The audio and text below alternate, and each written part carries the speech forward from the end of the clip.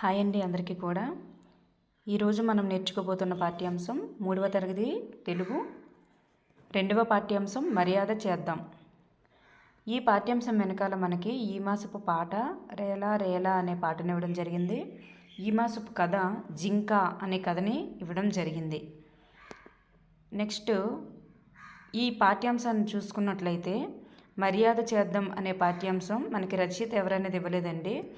ఈ పాఠ్యాంశం యొక్క ఇతివృత్తం ఏంటంటే హాస్యం. పరమానందయ్య శిష్యులు గారి కథను మనం వినే ఉంటాం కదండి, ఆ కథ అనేమాట ఇది మనకి పరమానందయ్య గారి శిష్యుల కథ ఏంటి, హాస్యమే కదా. మర్యాద చేద్దాం అనేది హాస్యము.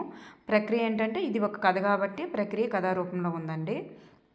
నెక్స్ట్ మనకి ఈ కథలోని కొన్ని బిట్లు చూసుకున్నట్లయితే కళింగ రాజ్యంలో పరమానందయ్య అనే పండితుడు ఉండేవాడు. కళింగ రాజ్యంలో ఏ రాజ్యం అని అంటే కళింగ రాజ్యం. పరమానందయ్యకు ఎంతమంది శిష్యులు అంటే 12 మంది శిష్యులు కలరు. పరమానందయ్య గారి స్నేహితుని పేరేమిటి, పేరయ్య. నెక్స్ట్ పేరయ్య పరమానందయ్య గారి ఇంటికి వచ్చి ఏమని పిలిచారు, ఓయ్ పరమానందం, ఒరేయ్ పరమా అని పిలిచారు. పరమానందయ్య గారి ఇంటికి ఎంతమంది దొంగలు వచ్చారు, 3. పరమానందయ్య గారి ఇంటిలో నుండి పొగలు రావడాన్ని గమనించి గురువుగారి ఇల్లు కాలిపోతున్నదిరా అని అనుకున్నది ఎవరు, రాజభటులు. నెక్స్ట్ మనకి ఈ పాఠ్యాంశం వెనకాల రేలా రేలా అనే పాటను ఇవ్వడం జరిగిందని చెప్పాను కదండి. ఈ పాట అనేది జానపద పాటలు ఎక్కడి నుండి గ్రహించబడిందంటే జానపద పాటలు. రేలా రేలా అని చెప్పేసి అనే పాట అనేది జానపద పాట నుండి గ్రహించబడింది. నెక్స్ట్ జింక అనేది ఈ మాసపు కథగా ఇవ్వడం జరిగిందన్నాం కదండి. ఈ జింక అనే ఈ మాసపు కథ అనేది ఈ కథ ఈసప్ కథల నుండి గ్రహించబడింది. ఈసప్ కథల నుండి గ్రహించబడింది జింక అనే పాఠ్యాంశం. చాలా ఇంపార్టెంట్, గుర్తుపెట్టుకోండి. ఈసప్ కథలు అంటే ఏమిటి? ఈసప్ కథలంటే గ్రీకు పురాణ కథలుగా ప్రసిద్ధి పొందినవి. ఇవి 2500 సంవత్సరాల నాటివి. ఎన్ని సంవత్సరాల నాటివి అని కూడా అడుగుతారు. గ్రీకు పురాణ కథలుగా ప్రసిద్ధి పొందినవి ఏవని అడుగుతారు. ఈ కథలు అన్ని ప్రపంచ భాషలన్నింటిలోకి కూడా అనువదించబడ్డాయి ఈ కథలన్నీ. అయితే ఎన్ని భాషల్లోకి అనువదించబడ్డాయి అని అడుగుతారండి. ఇక్కడ 3, 4 లేకపోతే ఏవో ఒక భాషలు ఇస్తాడు, కానీ ప్రపంచ భాషలన్నింటిలోకి కూడా ఇవి అనువదించబడ్డాయి. నెక్స్ట్ మనం చూసుకున్నట్లయితే ఈ జింక పాఠ్యాంశం వెనకాల ఒక బిట్లు చూస్తే, నా కాళ్ళు మాత్రం చీపురు పుల్లల్లాగా ఉన్నాయి, ఏమీ బాగాలేవు అని అన్న మాటలు ఎవరివి? తనే అలా చేదరించుకున్నట్లుగా మాట్లాడుకుంది. ఎవరు అంటే జింక. ఎంత దద్దమ్మను నేను, బాగాలేవు అనుకున్న పుల్లల్లాంటి కాళ్ళు నన్ను కాపాడాయి, నేను మురిసిపోయిన కొమ్ములు నాకు ప్రాణం మీదకి తెచ్చిపెట్టాయి అని అనుకున్నది ఎవరు, జింక. మీరు 2 వాక్యాలను కూడా గుర్తుపెట్టుకోవాల్సిందేనండి. ఇది ఒకవేళ బిట్టిగా ఫేమ్ అయితే అవ్వచ్చు.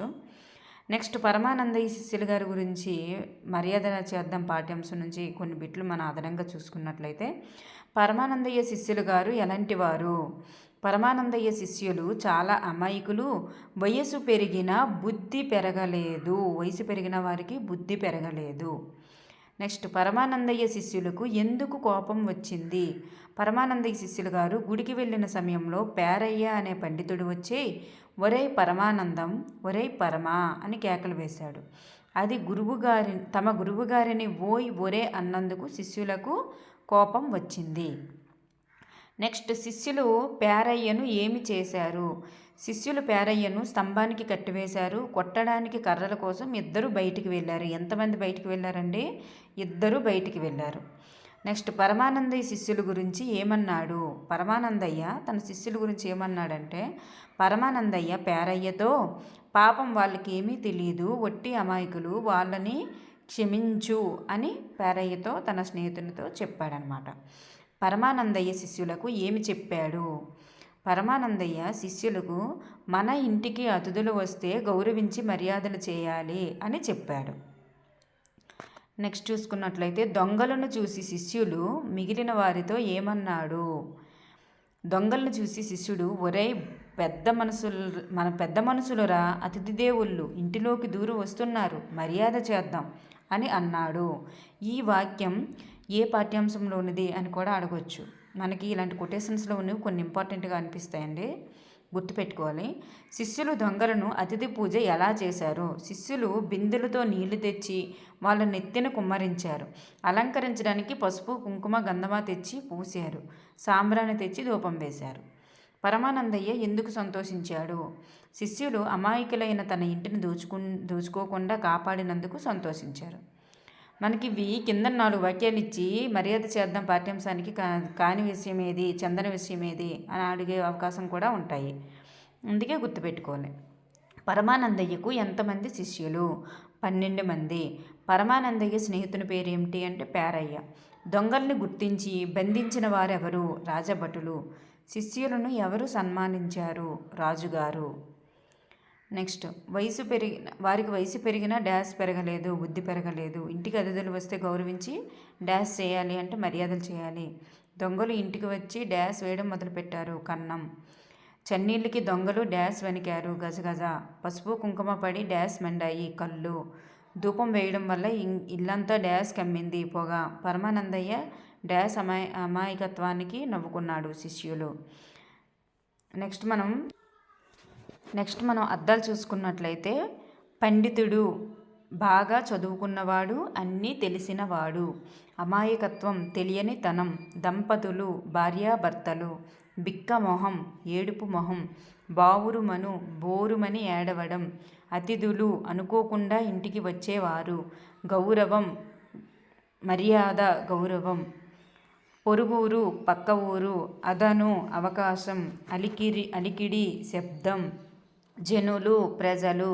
కుమ్మరించడం ఒక్కసారిగా పొయ్యడం. చిత్రహింసలు నానా బాధలు. సన్మానించడం గౌరవించడం. ఘనంగా గొప్పగా.